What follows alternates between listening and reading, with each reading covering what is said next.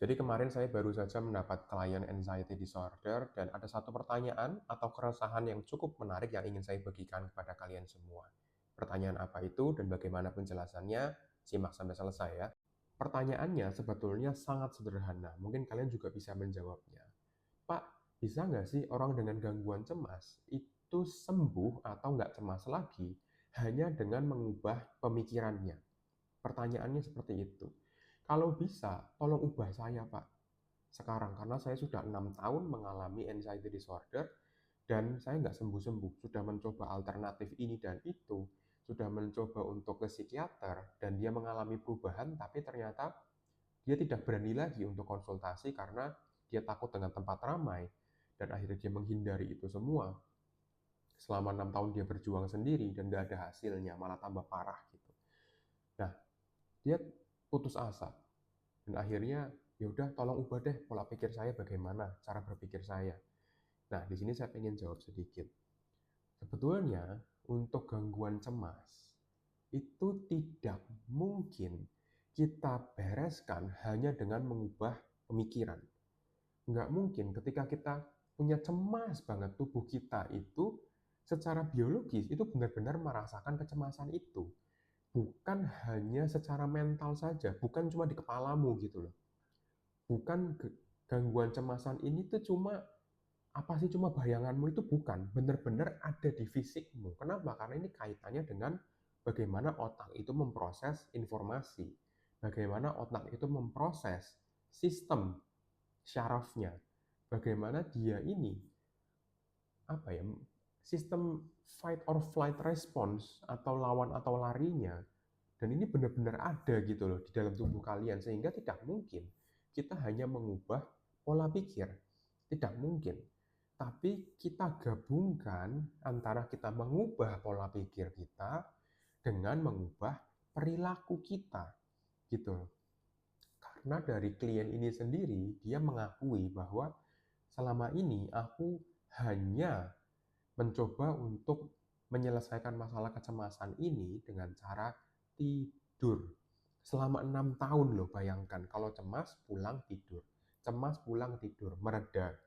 Tapi kecemasan itu selalu ada karena anggapannya itu adalah sebuah sistem syaraf.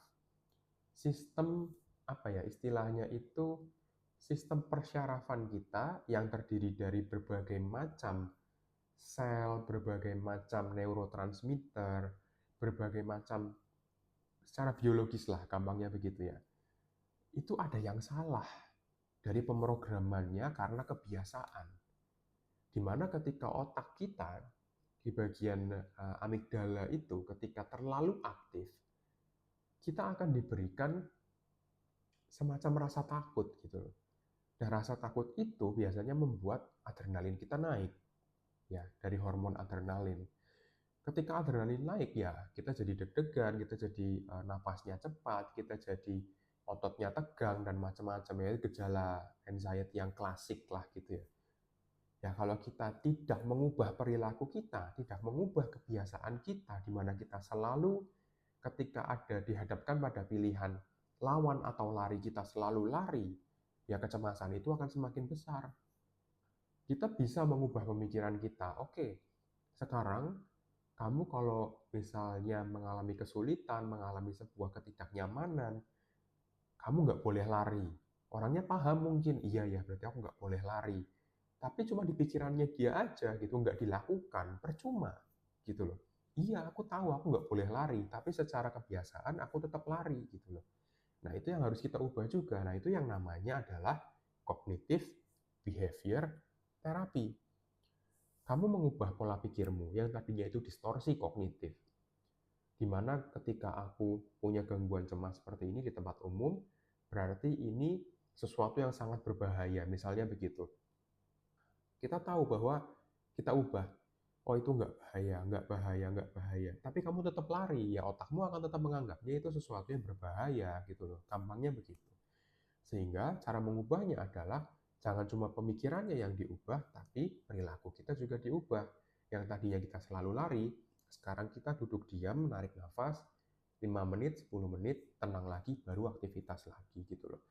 Nah itu Untuk mengubah itu memang butuh proses, butuh waktu. Dan setiap individu yang mengalami gangguan cemas mungkin ada ceritanya masing-masing, sehingga penanganannya itu mungkin bisa lebih individual gitu ya, bagaimana untuk menanganinya. Nah, jadi itu jawaban saya mengenai kalau ngubah pikiran bisa nggak sih Pak untuk supaya kita nggak cemas lagi, ya jawaban saya ya nggak bisa kalau kita cuma ngubah pikiran, tapi juga ngubah perilaku kita gitu ya. Semoga bisa menjawab, dan salam sehat jiwa bagi kita semua.